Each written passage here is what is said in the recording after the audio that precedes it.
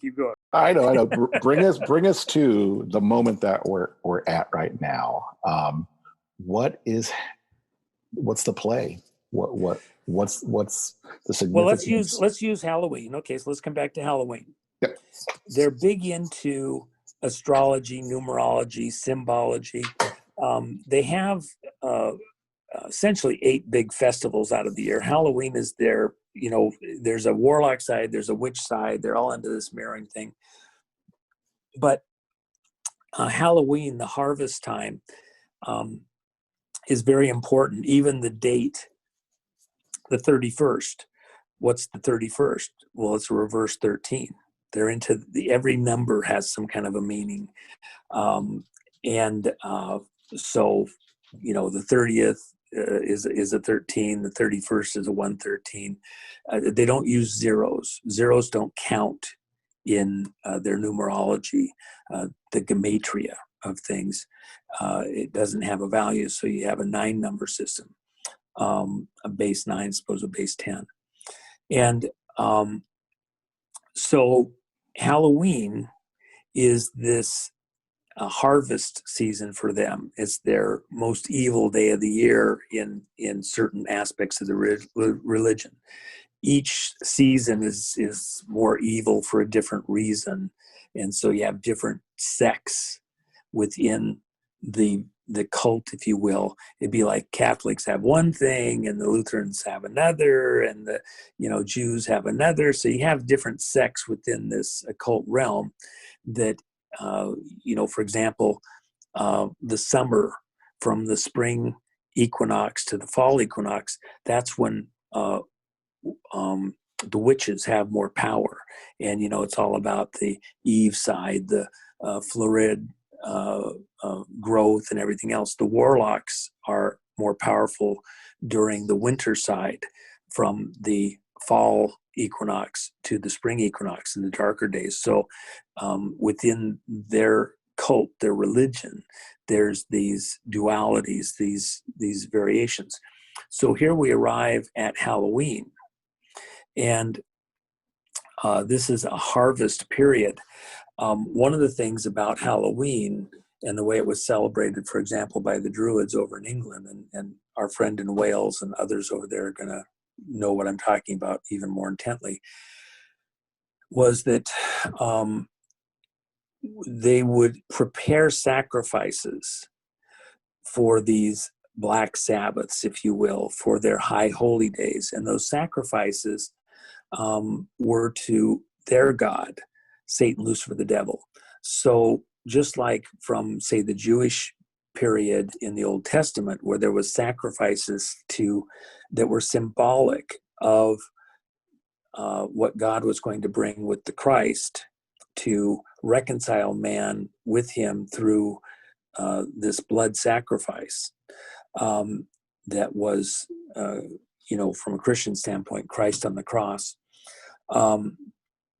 They have to reconcile themselves with their creator, the devil, Lucifer, their father, and they make sacrifices also, and their sacrifices are an evil sacrifice. So they offer, if they want a good harvest, if they want a good planting in the next spring, they make sacrifices of blood sacrifices, and they would offer their children up, in the spring especially, but in the fall also. And these blood sacrifices are quite literally people, humans.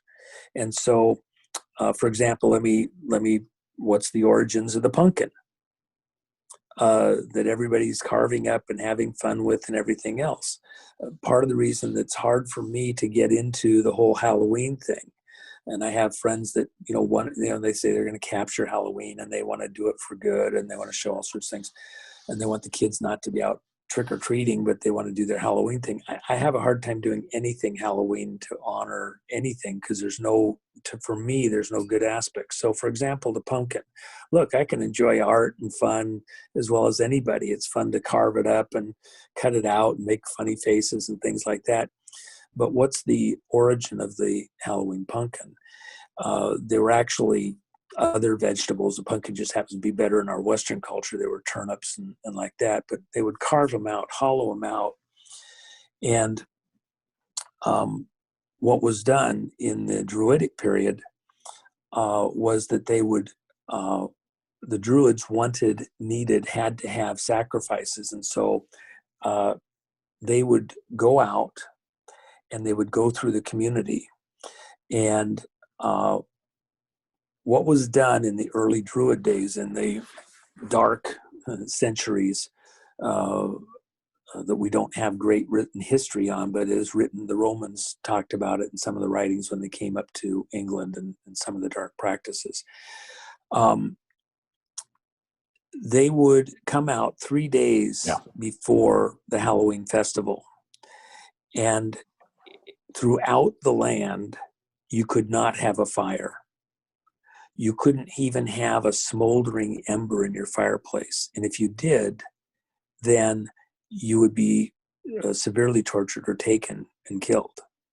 That was the threat by the Druids, because the only ones that could have fire were the priests. And so you had to extinguish. No ember, no smoldering ember could be left anywhere but in the priests' sacrificial bonfires on top of the hills around the communities. The highest place in an area was where the sacrifices would occur. And so you didn't have heat for your home. You didn't have heat to cook with. And of course, you have to think, this is before we had electricity and solar and whatever else we might have. This is in an area that's dank and damp and cold. And so you're in the fall season. And so the priests would set up fires on the hills, the highest area that could be seen in an area, highest location we seen in an area. And they'd have these huge bonfires. Everybody would extinguish their fires. Then the priests would go out and they would demand a sacrifice from the peasants, the property owners, the people. And the sacrifice would be goods. It'd be food from their garden. It would be meat that they had slaughtered, animals that they were going to do, and they had to make a sacrifice. And periodically, every home was required to give a human sacrifice from time to time. And if it was a good one, that was so that you would have a good harvest. Your home would do well, because they needed human sacrifices. They say the greatest weapon is deception. You have to understand, as the deceiver. It's very hard for people to grasp this. It's a very, the devil. That's the lesson we have to learn. But the other thing is this: know your enemy. If somebody has grown up, has skills, is productive, they become an essential part of a home farm survival operation. The younger a child is, the more replaceable it is. And so that's why we see when we go to war in all these places around the world, it's children that are carrying the guns. It's children that go walk into the minefield to find the mine. And if they survive, it's an act of God. And if they don't, they're replaceable much more quickly. And so the older people, the men, the women, the ones that have reached childbearing age, the ones that are intelligent enough to actually conduct a battle or to do harvest or to do planting, etc., they become more important. So the children carry the guns, the children do the war. That's what's so horrid. You look at, I think of Vietnam and it's young kids. I think of World War II, it's young kids, 18, 19. I had a friend that passed away here a couple of years ago, and he lied about his age. He's a big kid. And he goes to war and he's 16 years old. Nobody ever caught it. I have another one that's alive right now that's got issues, and his mom signed a waiver for him. And he went in at 16 years old because they couldn't afford to feed him, and that's what he did. And he fought over in Japan. So, in the islands going to Japan. That's more common than people realize.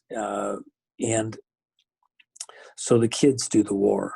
In this case, the Druids would go through the area, there's these high priests, these satanic priests who are supposed to be so wise and knowledgeable and everything else. You know, get over the crap, okay? These were, this was a satanic cabal that was running a very wicked operation. And, oh, they're so wise and knowledgeable and good. No, they weren't, okay? They may have known the scriptures. You know what? The devil himself knows the scriptures Fun dot times, by man. dot, line by line, comma by comma. What did the devil tempt Christ with when Christ was fasting? He quoted scripture and tempted Christ using scripture. It was only that Christ knew the scripture as well Gotcha. and better, and then quoted scripture back to the devil to overcome it and restate it correctly. So the devil knows scripture. You think, oh, you know, just because somebody quotes scripture doesn't mean that they're the good guy, okay? You know, and so we come back to, yes, and you know, the road to hell is paved with good intentions, etc. So now you come back, right? So then you come back to the Druids, and what they would do is they would require a sacrifice, and the better the sacrifice, the better supposedly you were going to do in the ensuing period of time. Now, it had to be the senior person in the house that chose that person or sacrifice that was given. And so when the Druids showed up, if you provided a sacrifice that was suitable, that they accepted, then they would place a turnip or pumpkin type thing there on your porch, and it was lit. And what allowed it to stay lit was that before they started, they would have a human sacrifice and they were dragging it. And so in Masonic symbology, you see a body where one leg is up and the other leg is straight. They would tie a rope to the one leg and drag it, and the other leg would just get folded up. Then they would kill that person at some point in this thing, dragging it through a community, and they would take fat from the body and they would place a wick in it and light it inside of that turnip. If you had provided what they wanted, that was a suitable sacrifice, then they would put that pumpkin, that turnip with the lit candle inside, that had a face carved in it, and it told other Druid bodies, raiding bodies behind them, that you had done what you were supposed to do and to leave this house alone. They've provided it. If you didn't trick or treat, if you gave them their treat, they were fine. If you didn't, then you got the trick, and they would smear blood on the house from that body. And then the warring parties coming behind them would know that you were marked, and they would raid and take whatever they wanted anyway. So, and the threat was to not make the choice would be far worse than to make the choice. And often it was young children that were the sacrifice, because they were, from a pure logistics level, they were the most readily replaceable, and they were also the easiest to manage. So then you take and you go forward with that. I mean, this is the horrible story of the pumpkin that nobody wants to talk about. It's the elephant in the room, okay? Then they would take those sacrifices to the hillside where the bonfire was, and the people were expected to come there and participate, observe as the sacrifices occurred. Of course, it's warm at the fire, and these huge bonfires that could be seen from everywhere around. And it was the only light. If you had any smoldering ember somewhere, and you were keeping that for any reason, they saw the smoke, they saw whatever, they found it, you were history, you were toast, you were a sacrifice. So you knew not to do that. Then they would do this 3 days in advance. And what would they do? If they had a human sacrifice or an animal sacrifice, they would torment to prepare the human or the animal for sacrifice. They would sacrifice another human in front of another human. They would keep them there on that hillside in front of the fire. They were tortured and tormented. Why was that? Because in the torture, in the torment, the person or the animal would be adrenalized. And so the adrenaline is coursing through the veins, and they would do it over and over on a type of a schedule, because the body can only put so much adrenaline out, and then it's completely exhausted. And then you do it again. And over a course of days, the body of the person that survives longer would be more and more saturated with adrenaline. And so you're there in this place of torment in the darkness, and the whole community is there, and they can't stop it. If they try to stop it, they end up being the sacrifice themselves. And in order, almost as a protective feature, a way of dealing with it, people have to harden, to stiffen to what's happening. It's such a horror. I mean, you really can't even begin to fully conceptualize it. So the community is in this horrified state, and yet they're present. Those that do choose to be present have to harden so much. And what are they doing? They're kissing up to the high priests, this evil cabal, to show that they're in agreement. Why would they also do it? Because they don't want to be the victim the next time. They don't want to be the one. They have to kiss up to them. The high priests don't seem to be having their family members being sacrificed in this way necessarily. If they did do one, it's symbolic, and they'll pick one to do it just because they don't go along with things just right. So then, at the final day, the highest holy day, at that midnight black mass, they would then do their chief sacrifices. And of course, think of it from a satanic perspective, from a pure evil perspective. And so you're there in this place of torment in the darkness, and the whole community is there, and they can't stop it. If they try to stop it, they end up being the sacrifice themselves. And in order, almost as a protective feature, a way of dealing with it, people have to harden, to stiffen to what's happening. It's such a horror. I mean, you really can't even begin to fully conceptualize it.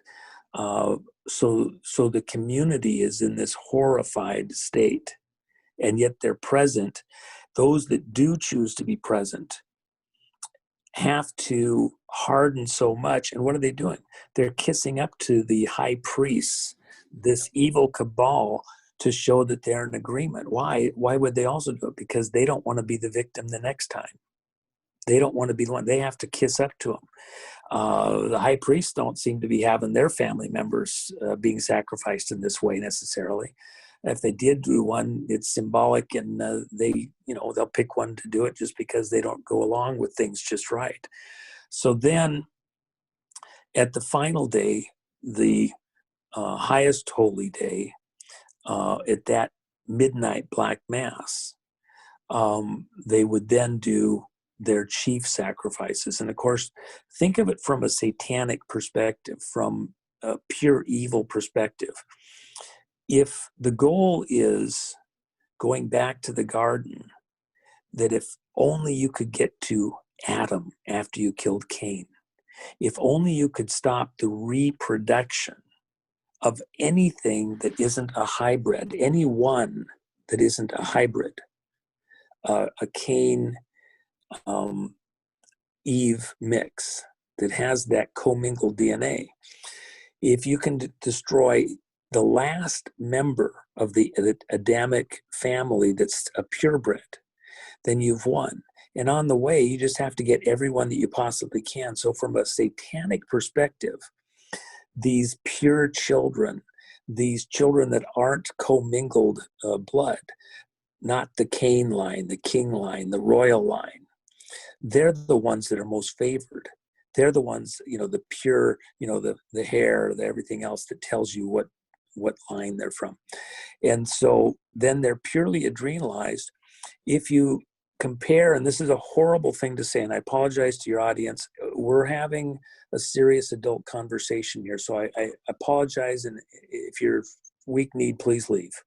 Well, I would just throw out too that this is relevant because that line, just a little bit that you explained there of eliminating everybody but the Cain line, the king line, the kinship line, that's what people don't understand about politics, about finances, about the religion, and it's more so in religion, but it's more in the public sphere that they like to say there's a separation between church and state, but in their own teachings, it's all about the religious beliefs, and it's all very, very tribal, and it's very historic. And whether you agree with it, you have to understand that that's the chief motivating factor that gives them, through their perspective, their lens, we are the chosen ones. We are the right to rule. We do need to accomplish this control narrative or death cult.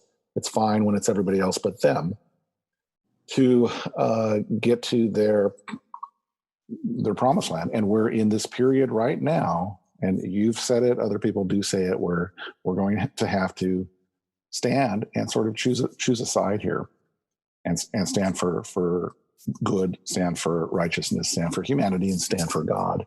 So that's why it's a lot to undertake, and we want to present this as our gift to people today in the time that we're in, because we have to have that foundation to make some of the decisions that we're going to be making very soonly, or very soon. Yes.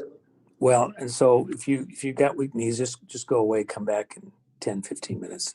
So here's the deal. In the Old Testament, when the priests were making sacrifices, animal sacrifices to God, they also ate the meat from those sacrifices. And what meat they didn't eat, they had to burn it up, burn the bones up, etc. It was consumed in that way. It was part of the whole thing. It's got certain religious significance overtones that symbolically mean certain things, but they would partake of the animal sacrifices, and that was their, part of their support. In these Druidic ceremonies, in these Baal and Moloch worshiping ceremonies that go back, one thing, the hills around Israel, in the Old Testament, it talks about that this component of the nation of Israel that was not doing the will of God, these children of Abraham, Isaac, and Jacob that became the nation of Israel, that, people think, oh, it's so holy and it's so nice, and the Old Testament, it's so beautiful.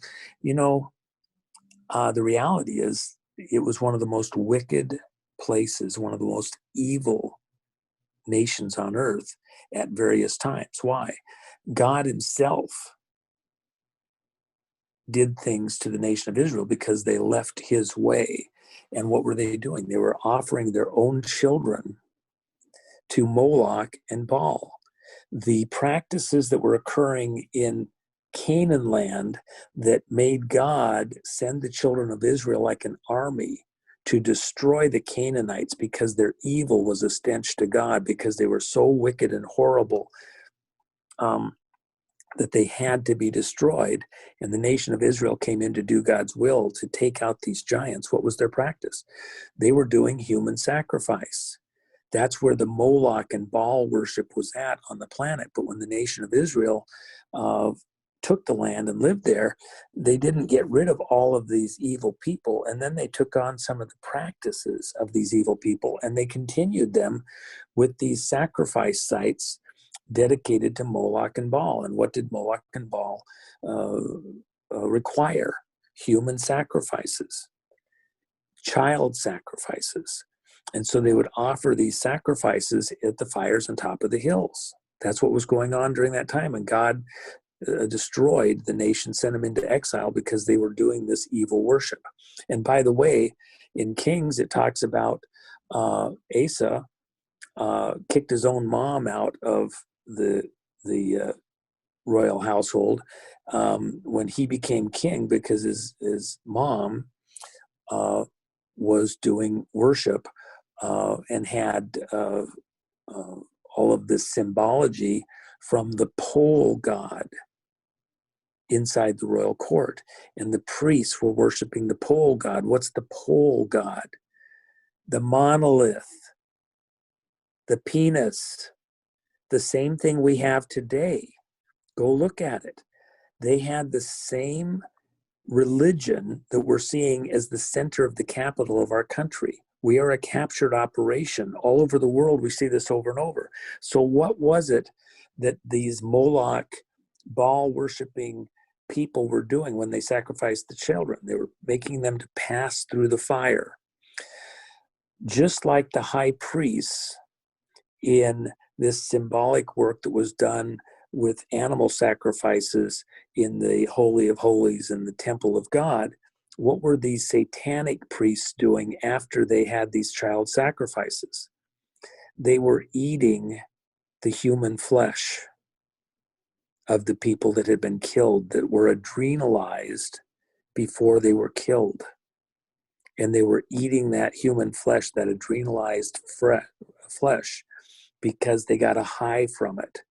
And they were doing in Satan's own way, in the devil's own way, mimicking God's thing. And again, this is part of they win by defeating Adam. This is their cross to them. It's the phallic symbol at the center of Washington, D.C. is important to these Satanists, to this cabal, as the cross is to Christians, because their salvation comes through this sex act with Eve. This sex act that's memorialized with Isis and her dead son and this stone. Their salvation at this moment in history is about the hybridization of man and machine. And the machine is being made to mimic the coded DNA signal imprint from this prior time period to now, to channel these demonic influences. And if the machine can mimic that, can channel that effectively enough, they can reanimate in this dimension and live again and live eternally.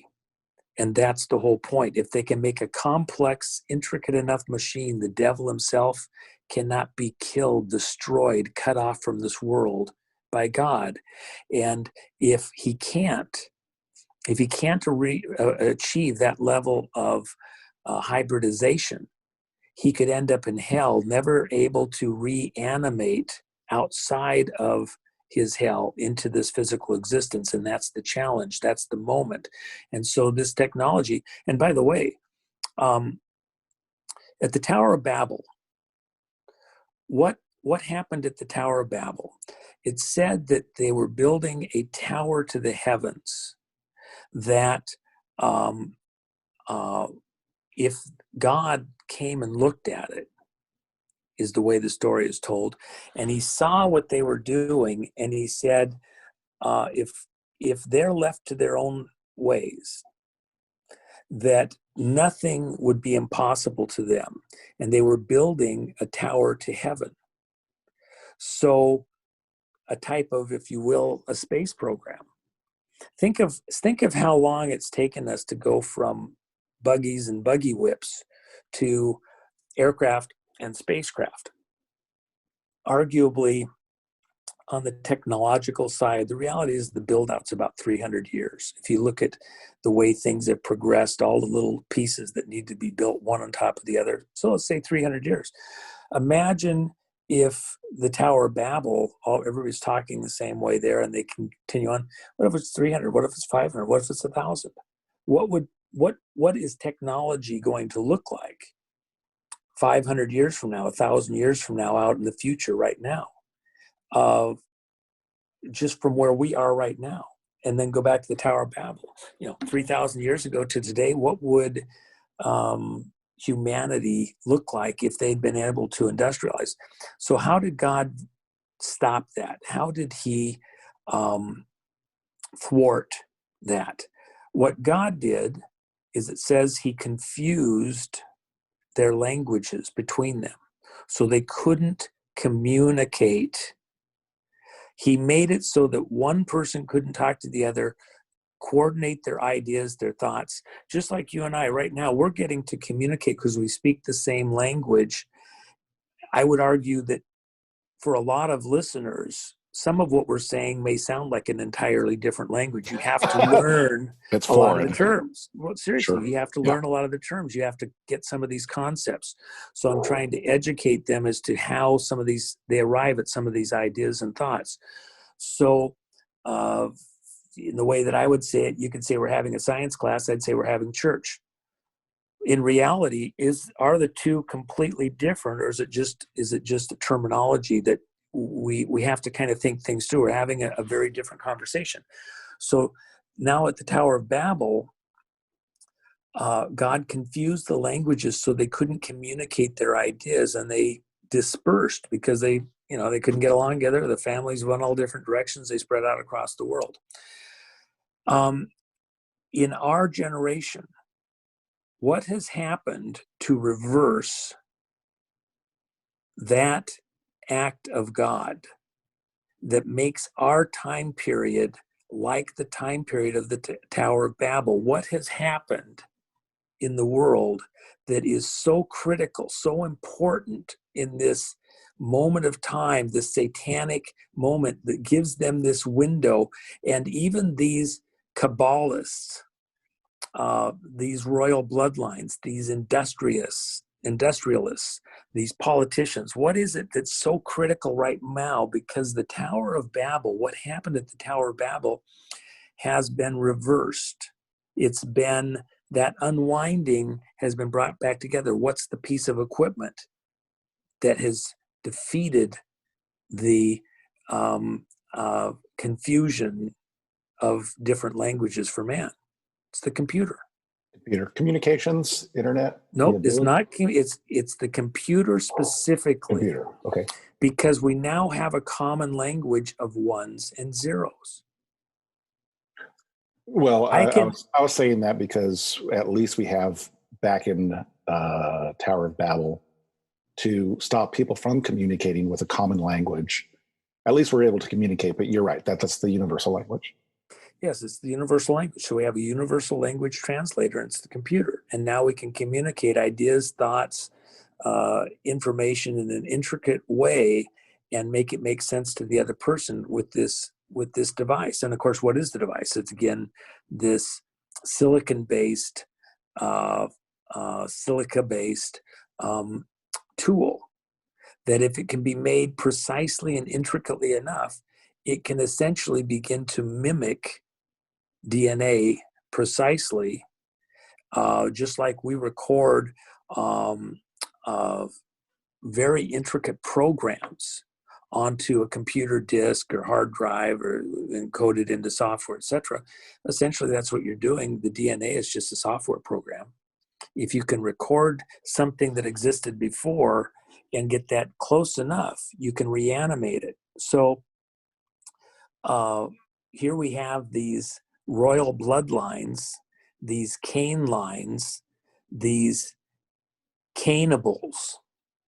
Think about it. Why they're eating human flesh? They're cannibals, to eat the flesh. And they're laughing at us because we're not supposed to get the connection. And it's these high priests doing it. And this is their high holy season right now. And They're mimicking that moment. They're worshiping their god. What happened at, you remember we had this arch of Baal that was brought all around the country here. They wanted to do it back when Hillary was running for office, and it was supposed to be the symbolic thing at New York. And they were going to have their services at it, and they were going to get power over the country, and they were going to get it from channeling these evil spirits, these entities, to control the outcome of the election, the psychosis of the people or psyche of the people. And so they were going to have this Arch of Baal. And what was the Arch of Baal? It was a monument at the base of Mount Hermon that in this Syrian war, the rebels, ISIS, supposedly destroyed this Arch of Baal, but they only did it after it was very intricately, precisely imaged with very high resolution cameras so that it could then be replicated in foam. So they take all the images, then they make an exact duplicate out of foam. Then the original is destroyed. So now what happens is the spirits that are attached to that location are able to travel and be channeled at this other location where that image is reconstructed, put up. And so now it becomes a gateway. We talk about portals. We talk about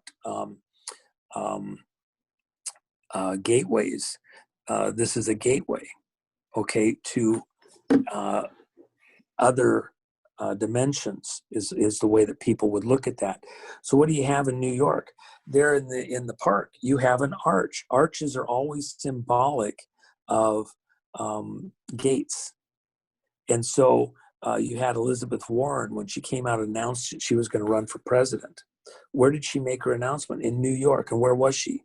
Between the other world and our physical world, standing in the arch, in the gateway between worlds, channeling demon energy, if you will, but otherworldly energy in the way that some people would say, to give her force and power and everything else. What do you have in Washington, D.C.? You look around, all the buildings have huge arches all over the place. The buildings have arches everywhere. They're channeling otherworldly entities and spirits into this world, because those are gateways for this demonic energy, this otherworldly energy, to get into the world. So now we come to this Halloween season, and we see all of these horrors. What has been happening within the world's consciousness, the people, the sentinels who are helping us to break out of this mental maze, this programming, this propaganda, this MK Ultra that's been done to us at a societal level, this trauma-based programming. We've reached an age of maturity, and some of us, enough of us, like your audience, are just conscious enough, and we're looking around and going, oh my gosh, where am I? What's going on around me? What am I part of?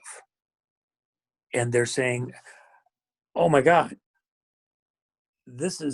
I can't do this. I can't be part of it. I can't allow this to happen. Suddenly they're having literally a revelation, and in a matrix type of a situation, they see what anybody else would say is an illusion that is in fact reality. They've been living in an illusion, thinking that was reality, when the reality is actually something different. They're taking the red pill. They're saying, I'm not gonna pretend that these people that say they're my leaders, that they say that they are interested in the best interest of the country, who are really just mobsters, ripoff artists, and high priests of evil, working and living through this. Washington, D.C. is as much a church to their religion as any church on the planet. You're looking at the channeling of evil through that city. It's the high priest church of evil, if you want to get right down to it. And then the Vatican, the captured operation. What's the audience hall shaped like underneath the Vatican? It's the serpent's head. You go, what? No, because it's a captured operation. In spycraft, the genius of spy masters is to be able to keep a spy network going, but then take one player out and put in one of your own in the place, and then everybody below them thinks that they're getting their information to the right guy. Everybody above them think that they're getting all the information correctly, but this one piece, this one link in the chain has been pulled out and another one put in, or everything below that link is actually going to another chain. You think you're reporting up to the good guys. In reality, that guy's reporting to the bad guys. And because of isolation, because you have to compartmentalize everything, you don't realize that you're actually part of something wrong. America as a captured operation has been working as a captured operation for a very long time. We've been doing the devil's will, if you will, all over the world. And our army destroying, our people out there killing, doing stuff. And it's a very hard thing for warriors to realize that they've actually, their patriotism, their love of country, mom, apple pie, hot rods, has been diverted to somebody else's use. And you wake up and realize that, that's happened, and it's hard to reconcile, because how do you reconcile emotionally, internally, that you haven't done the good that you thought you were doing, even though it was hard? It's very, you talk about veterans committing suicide and other things, and how many times is it that they've come to some realization that what they thought they were doing for all the right reasons, and where they hardened up and did what they had to do, or were part of it, even if they were remote at some distance, that they still, it didn't satisfy, it wasn't right. They weren't the valiant warrior for good that they wanted to be. And so it can tear them up inside. And that's where we have to come back in and say, nope, look, we were all fooled. We're going to have to work on that. We're going to have to work on that healing. Yes. Prior to your waking up, it was a period of innocence. I said it at the top, though. Once you do have an understanding, once you've come to realize these things, forgive yourself. That's a long lesson. Forgive the people that did the trauma to you, and you don't want to carry around that trauma, and it wasn't your fault. And you have the right to redemption.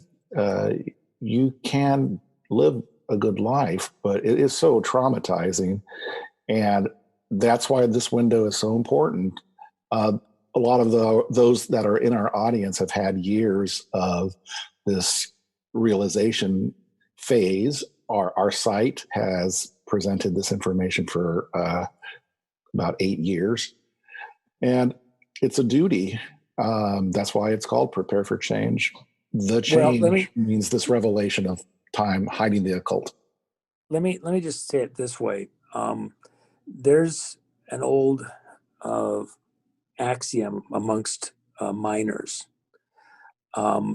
If a mine collapse happens and guys are able to escape the mine, they understand it's as though they were dead already, and their comrades may be in there, other people that are trapped. If you got out of the mine, first out, first in, you don't act as though you somehow, oh boy, I got mine, too bad about you. You immediately work out the rescue and you go back in, and that's part of the healing. In fact, warriors who've had a hard time, or they come to some revelation like this, part of the therapy is to understand that they're one of many, and then they go back and help their community, their comrades, their friends and relatives. And that's part of the healing process, to be part of the fix. That's this moment in time. That's why we can't be um, um, slow to decide, okay, we're going to go get in here and turn this around. This boomerang moment, this reversal, moment of reversals, they're turned our fate around. We're going back and turn it back again. And so when people wake up, the way that you reconcile that is that minor mentality. Okay, I get it. I'm mad as hell that I got tricked, fooled. How do I get this resolved? I get this resolved by helping other people to wake up. And I don't, just bash their brains in to, do what I'm telling you to do and kick them in the ass and everything else.